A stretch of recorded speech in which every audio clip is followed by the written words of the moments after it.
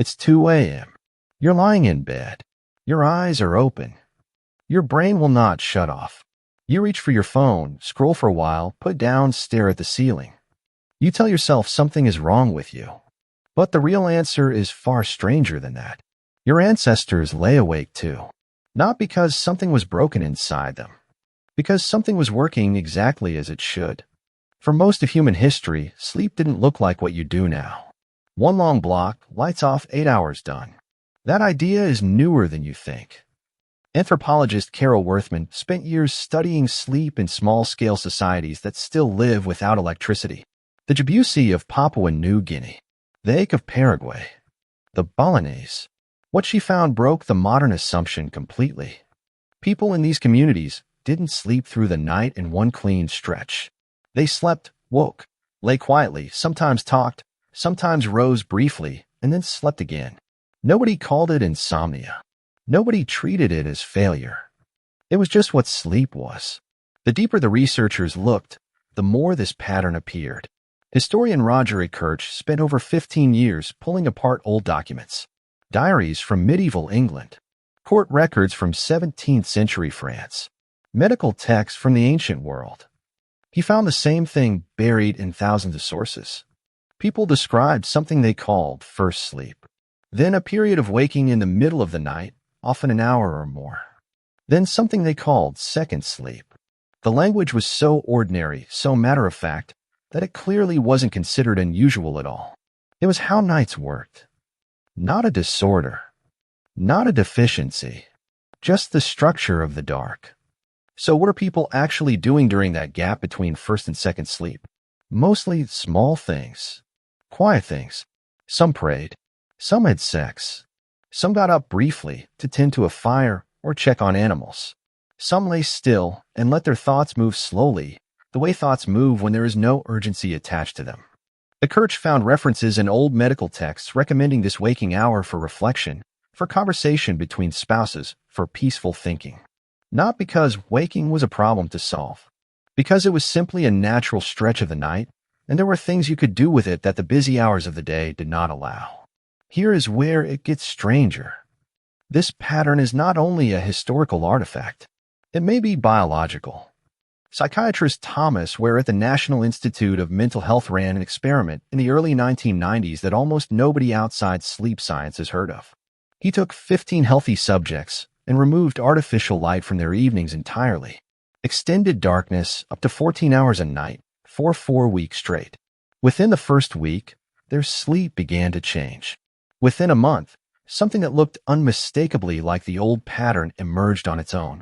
They fell into a first sleep, woke for an hour or two in the deep middle of the night in a calm, quiet state, and then drifted into a second sleep. Not because they were told to, because their bodies chose it. Ware measured something else during that middle waking period that nobody had expected to find. The subjects had elevated levels of prolactin, a hormone usually associated with nursing mothers and REM sleep, but here appearing in the waking hours in a way that seemed to produce a deeply relaxed, almost meditative quality of consciousness. They were not groggy. They were not anxious. They described themselves as peaceful, present, unhurried. Whatever that middle-of-the-night waking was, it was not insomnia in any clinical sense. It looked more like a different kind of rest. A rest the modern world eliminated without realizing what it was taking away. Now picture where your ancestors actually slept. Not in a sealed, climate-controlled room in a house built to keep the outside out. Somewhere open. Somewhere the sounds of the world move through freely. Wind, insects, the low crackle of a fire that needed tending. Other people breathing nearby, shifting in the dark. If you were an early human, you almost certainly did not sleep alone. You slept in a group, bodies close enough for warmth, close enough to hear each other. This changed the meaning of waking in the night entirely. You opened your eyes and you were already surrounded by other consciousness. By proof that nothing had gone wrong. The fire still glowing meant no predator had come through. The sound of breathing around you meant everyone was still there. Compare that to waking at 2 a.m. alone in a modern bedroom. Silence, stillness, a room that gives you almost nothing to orient yourself against. And immediately a calculation begins. How many hours until the alarm? Whether you will feel functional tomorrow. Whether this is going to be a bad day because of a bad night. That calculation is the thing your ancestors never had to make. It may be the very thing that keeps you awake long past the moment when sleep would otherwise have returned on its own. There is real science behind why artificial light changed all of this so completely. Neuroscientist Charles Cheesler at Harvard has spent decades studying the relationship between light and the human circadian clock. His research showed that the human eye, specifically the retinal cells that detect the wavelength of light associated with blue and white daylight, is extraordinarily sensitive in the hours after dark. Even modest light exposure in the evening, far less than a bright overhead bulb, can suppress melatonin production by 50% or more. Melatonin is the hormone that signals your body to prepare for sleep. When you suppress it, you delay the whole cascade of biological processes that pull you toward rest. Your ancestors experienced a long, gradual dimming of the evening as firelight faded and darkness deepened. You experience a hard wall of light right up until the moment you put the screen down and try to fall asleep instantly. That hard wall is part of why modern sleep so often feels like a performance you are failing rather than a natural process you can trust. Your biology is being asked to flip from full alertness to deep unconsciousness with almost no transition time. Your ancestors had hours of low firelight, of winding down slowly, of a world that got gradually quieter and darker until sleep arrived as a natural conclusion. You have a phone screen and then a pillow. Sleep scientist Jerome Siegel studied the sleep patterns of 3 hunter-gatherer communities, the Hadza in Tanzania, the San in southern Africa, and the Tsimane in Bolivia.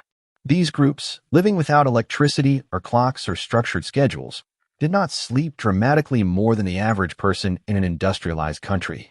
Their total sleep hours were often similar. What was different was the structure around sleep. They fell asleep as temperatures cooled. They woke as temperatures rose.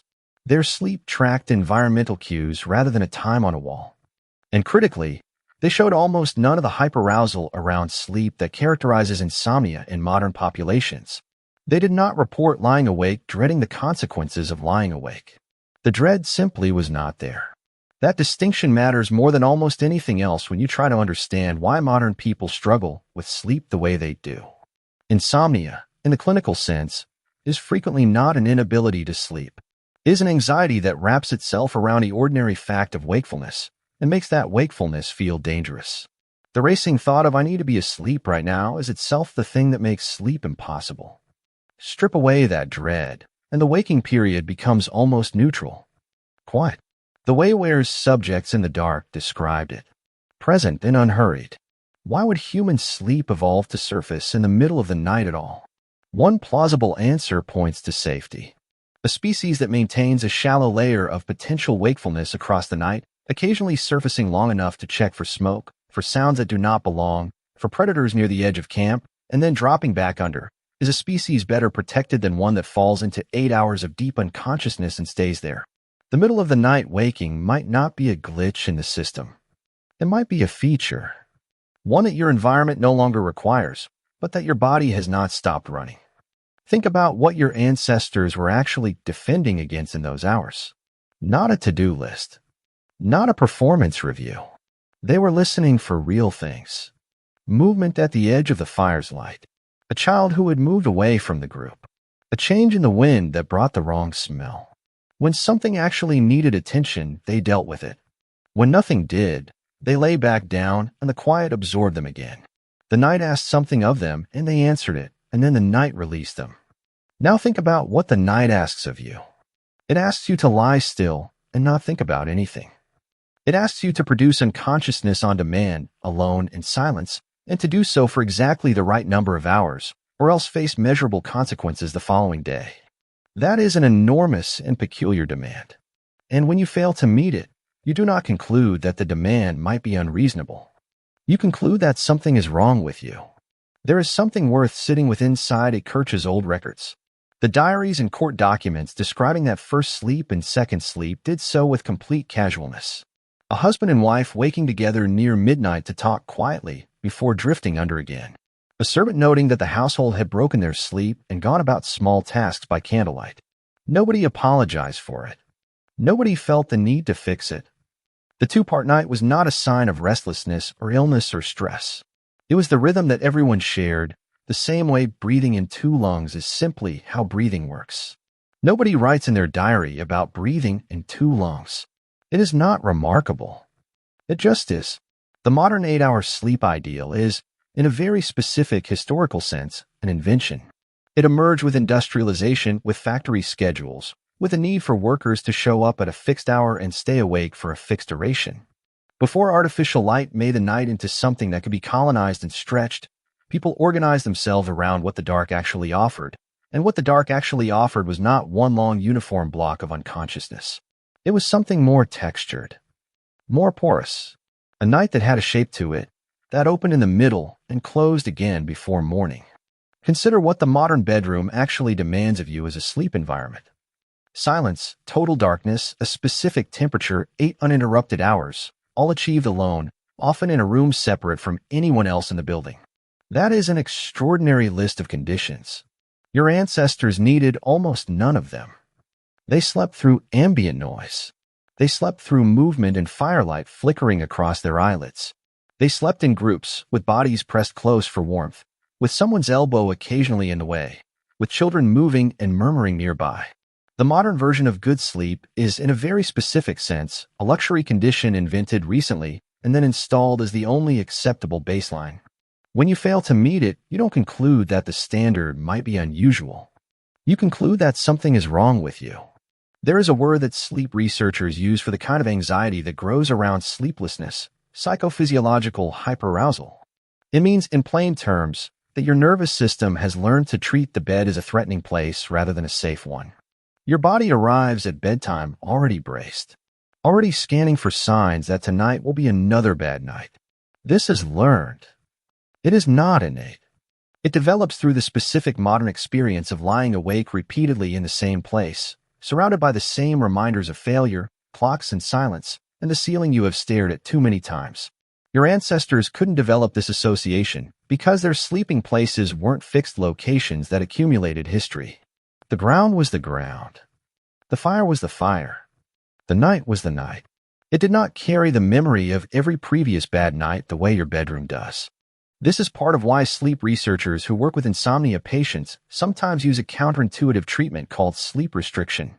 Instead of giving the person more time in bed to try to capture more sleep, they reduce the window. Compress it.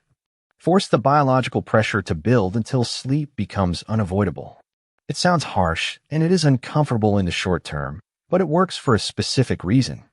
It breaks the association between the bed and the state of being awake and anxious in the dark.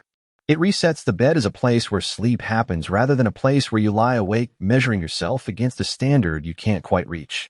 Your ancestors never needed that intervention because they never built the association in the first place. Sleep happened where life happened. It was embedded in the social and physical environment of the group, not isolated in a separate room with separate rules. When you woke, you were still in the world. When you slept, you were still in the world. The line between resting and being awake was porous in a way the modern bedroom actively discourages. There's also something worth saying about what nighttime thinking actually was. In the old world before electricity flattened all hours into interchangeable containers of productivity, the middle of the night waking, that quiet hour between first and second sleep, was often treated as a different quality of time. Slower, less crowded with obligation. Some European religious traditions built this into formal practice, with specific prayers recommended for the night office, a canonical hour that fell in the deep middle of the night. Monks woke deliberately at this hour. They called it vigils. They rose, prayed, and returned to sleep. The night was not empty time to survive until morning. It had its own texture, its own value, its own kind of attention that the busy daytime hours could not produce. You have probably experienced a version of this without naming it. The way a thought at 2 a.m. feels different from a thought at 2 p.m. Less defended, more honest sometimes, less performed. There is a quality of mind that emerges in that liminal hour between one sleep and another that researchers like Ware noticed in their subjects, and that the old medical texts seem to recommend for exactly that reason. Not because waking at night was ideal, but because the waking, once it happened, opened a kind of interior space that the rest of the day kept sealed. Nothing about your 2 a.m. waking is evidence that something is wrong with you. The waking itself is ancient. The architecture of your sleep still reaches for the same rhythms your ancestors had. What is new is everything surrounding that waking. The light that was there before you tried to sleep. The silence that replaced the sounds of other humans nearby. The clock that told you exactly how much of the night you had wasted. The phone that offers you something to do with the waking instead of just letting it be what it always was. The next time you open your eyes at 2 a.m., you are not malfunctioning. You are running a program so old it predates agriculture, predates language, predates every structure your world has built on top of the dark. Your brain surfaced because that is what it does. What you do next is the part that is actually new and actually within your control. Put the phone down. Stay in the dark. Let your thoughts move slowly, the way a person near a dying fire would have let them move, with no audience, no agenda, and nowhere more urgent to be than exactly where you already are. Your ancestors were not better sleepers than you because they had some technique you have lost. They were better rested because nobody had yet invented the idea that waking in the night was a problem requiring a solution. The body did what it has probably always done. It surfaced. It listened. It let the quiet settle around it. And when it was ready, it sank back into the dark and carried the night the rest of the way to morning. It's 2 a.m. You're lying in bed. Your eyes are open. And for the first time, maybe you understand exactly why.